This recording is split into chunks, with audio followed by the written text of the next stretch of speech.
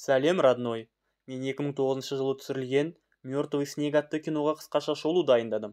Жақсылап жайғасқан болсаң, біз бастаймыз. Арнаға жазылуды ұмытып кетпе. Фильм табиғат аясына демалуға бара жатқан Мартин, Рой, Вегард, Элрент есімді жігіттер және басқа көлікте Ханна, Лив және Крис есімді құрбыларымен жолға шығудан басталады.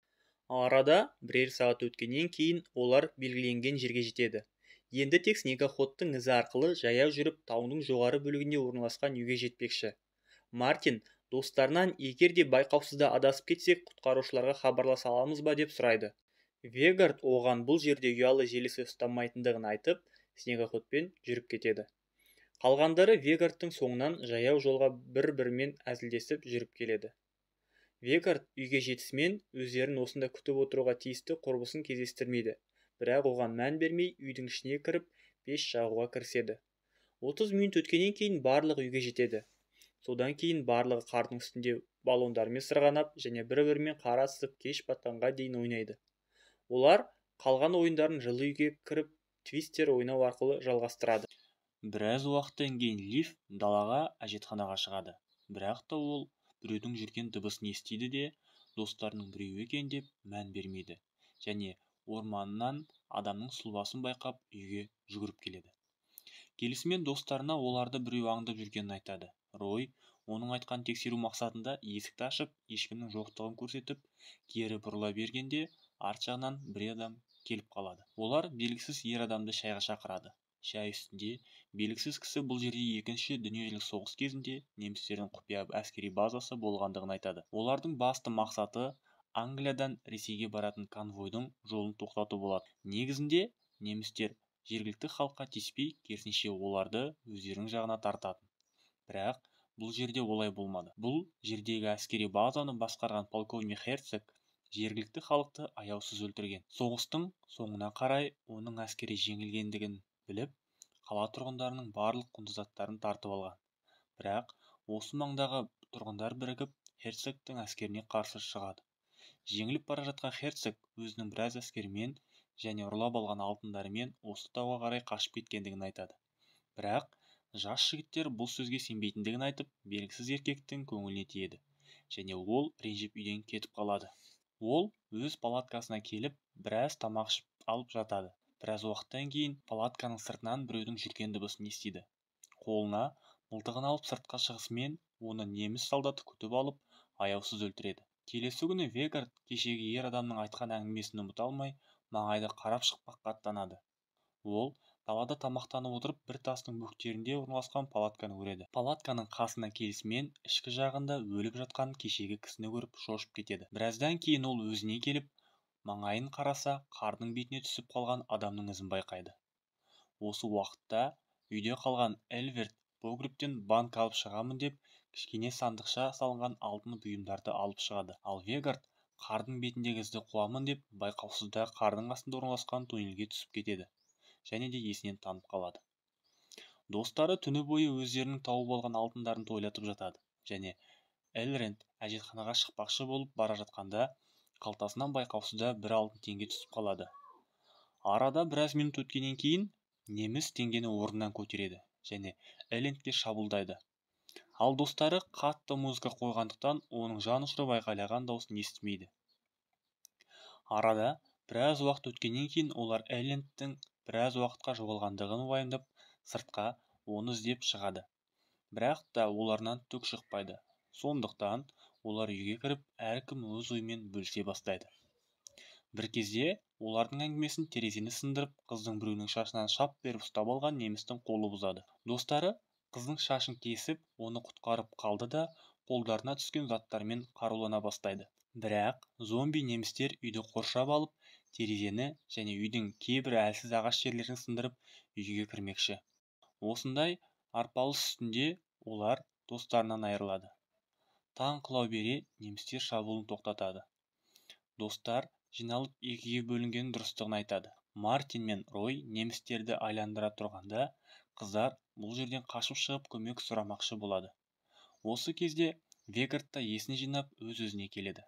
Бірақ та ол өзі құлап түскен жерден қанша тырысса да шыға алмайды. Сол себепті ол қолшам жасап, өзі түсіп кеткен туннельдің бойымен жүреді және ол өзінің немістерінің әскери базасында екендігін түсінеді. Бір кезде оны зомби неміс байқап қалып, туннельден лақтырып жібереді. Екеуі айқаса түседі және төбелес үстінде Вегард амалын тауып оны өлтіреді. Енді жеңдім ба деп қуанып жатқанда, қар астынан тағы бір неміс шыға келеді. Онымен төбелес кезінде Вегард оның көзіне тастың үстінде жатқан пышақты тығып алады және тағы осы кезде алдында өзі өлтірген неміс қайтадан тіріліп оған шабуылдайды. Екеуі бірге шатқалдан құлайды, бірақ Вегард жіптен ұсталынып үлгереді, ал неміс болса Вегардтан ұсталынып алған және оны мойнынан жұлқылап жей бастайды. Вегард бар күшін жинап, оны басымен ұрып құлатып жібереді. Ал осы сәтте екі қыз төменгі шатқалда орналасқан көлікке қарай асығып жүгіріп барады және оларды жолда немістер байқап арттарынан қуады. Сол себепті екеуі екі жаққа бөлінеді. Ханна ағаш арасына тығылып жүріп өзі қуған немістің көзін жояды, бірақ лифттің жолы болмайды. Себебі артына жалтақтап қашып келе жатқанда алдынан бір неміс оны жақсылап күтіп алады. Өзінің біткен жері осы екендігін түсінген Лив зомби немістердің гранатасын алып өзін жарып жібереді. Болған жағдайдың барлығын полковник Херцог өзі қадағалап тұрған еді. Ол өзінің солдаттарын тірі қалғандарды ұстауға жібереді. Олар бірінші кезекте ағаш басында тығылып отырған Ханнаны көріп ұстамақшы болады. Ханна олардың біреуін өлтіріп қаша жөнеледі және қашып ақыр соңында бір жарғабаққа келіп тығырыққа тіреледі.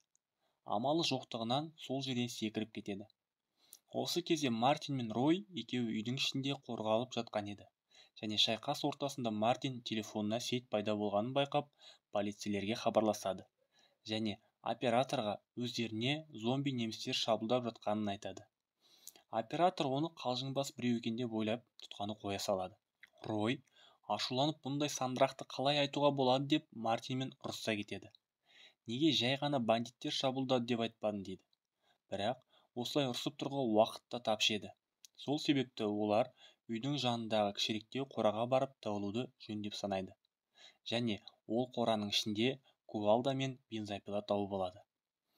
Қаруланып алғаннан кейін қарсыластарының көзін жоймақшы болып шабуылға аттанады. Және оларға көмекке Вегард та келеді. Пулеметтен оқ жаудыртып немістердің көзін жояды. Бәрі орныққаннан кейін Мартин оларға не болғандығын айтып жатады. Бірақ олар немістердің қайта тіріле алатын қасиеті барлығын ұмытып кетеді. Сол себепті Вегардқа өзі өлтірген немістері тіріліп пышақ тығып өлтіреді.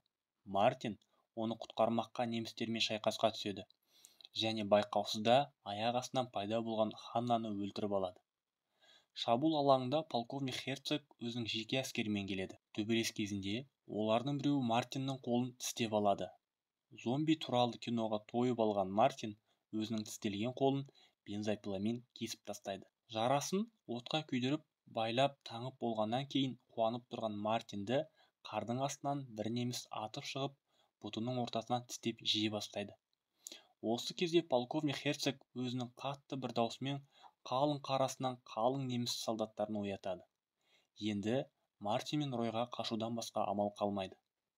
Қашып бара жатқан Ройды Херцог қуып жетіп өлтіреді және оның қалтасындағы қымбат заттарды алады. Осыны көрген Мартиннің басына ой келеді. Жанып кеткен үйдің ортасынан өздері тауып алған сандықшаны полковникке алып келеді. Полковник оған тиіспей кетуге рұқсат береді. 2-3 сағат дегенде ол көлігіне келеді. Ішке отырып, қалтасынан кілтін алып шыға бергенде алтын тиын түсіп қалады. Шошып кеткен Мартин терезеге қарағанда полковник Херцогты көреді. Родной, осымен фильмнің бірінші бөлімі аяқталды.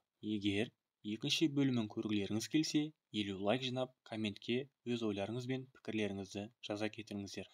Қазақ тілді арнаны қолдап, тіркеліп кетіңіздер. Келесі видеода кездескенше.